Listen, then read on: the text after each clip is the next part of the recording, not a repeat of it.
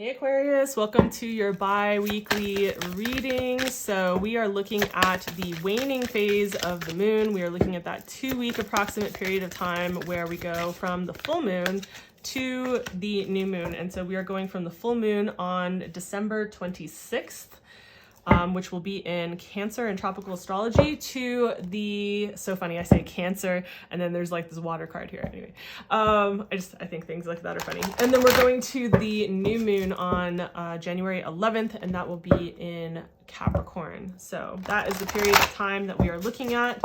If you are new here, welcome. These readings are meant to be just kind of smaller bites of guidance, you know, to help us navigate through the energies, like the flow of energy as it goes through the month of like waxing and then waning. So I pull these cards so that we can get a sense of where, if you were to put your time, energy, and attention into this particular area of your life, where would you do that in order to benefit all areas of your life, where it would ripple out and affect all areas in a really beneficial way, right? 2 weeks is really not too long to really put your time, energy, and attention into something. So we'll get into like how to do that with the waning phase of the moon, but let's first take a look at the house that's coming up for you. So the 5th house, my favorite house, is the one that comes up, right? And it says passion, and I think that that's pretty appropriate keyword for this particular house.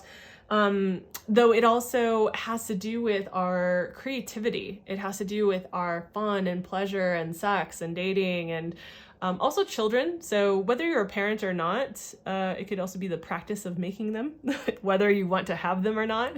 So, but also like, you know, I think it's appropriate because it can, you know, refer to children in your life, right? It doesn't have to be like your children, right? Things like that. So if that is applicable, if that matches your life, awesome. I like to give all the significations so that you have an idea of what to look for or what to look at, right? And so when we're looking at the waning phase of the moon and working with this area, you know, I think of the waning phases as a place where we get to reflect and look at what needs cleaning up or clearing out in these areas of our lives, right?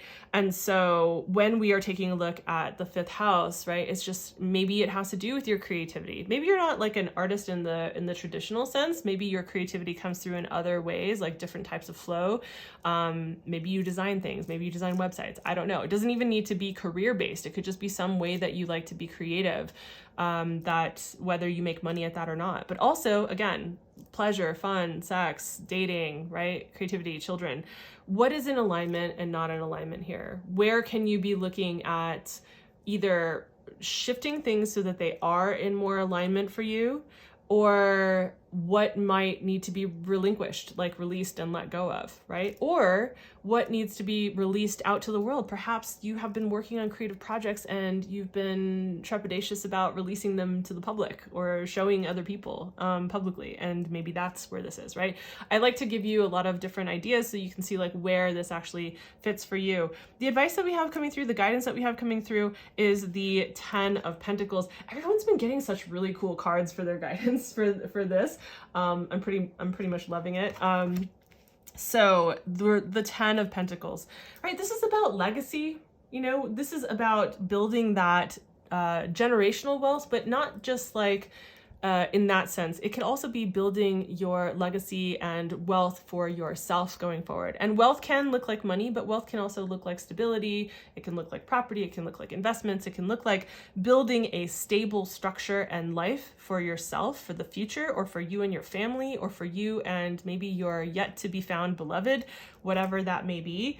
If you do have children, then I think this is definitely probably a lot more clear for you about that, but this is about that. And so taking this into account when you're looking at examining this area, it's like, are the people that you're choosing maybe to date in alignment? Or is the creativity that you have in your life feeling like it is building something for yourself for the future, right? Like it's investing in yourself. It's investing in the future for yourself or for others, which, you know, for some people that's not a stretch. For some people it is, right? It's just, that's why I say it, like, it depends. This is not a one-to-one reading, it's a collective reading. So obviously I like to give as many examples as I can so that it can get your wheels turning so that you can see like, oh, I wasn't even thinking of it that way. It can totally apply, right? So I love this because it's stable, right? This is like stability, and especially going forward, right? And so, wow, that just reminded me of a dream that I had last night. Okay, sorry.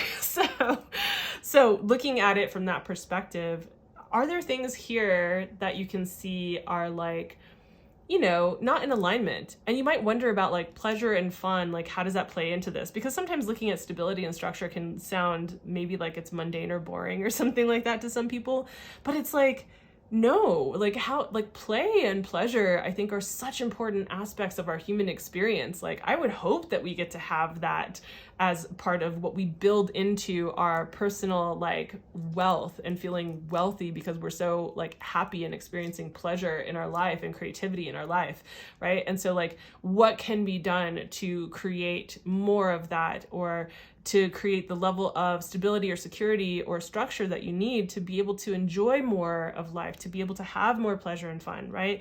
So that's what I see coming through here. So I hope this was helpful for this approximate 2-week period of time, right? If it was, please give the video a like. It really does help me as I'm building the channel. Also, send this out to another Aquarius sun or rising sign, if you feel like they would benefit from this. So you're like, oh, this totally, maybe this doesn't fit my sun sign, but it fits them, you know, send it along to them. I want to share this with as many people as possible. By the way, if this is like, you're like, I'm not sure this is my message this, you know, 2-week period of time, go check out your rising sign, let's say, if this is your sun sign, right? So also, if any of you are trying to book the year ahead tarot readings or the year ahead astrology readings for 2024, and you're trying to get in before the end of January, I would book those as soon as you can. The description box down below has the information for how to book that. I will also have, if I am extending the winter solstice sale to the first of the year, then you'll see that also in the description box below. If you have any questions, feel free to reach out. Otherwise, I will see you guys in the new year. All right, bye.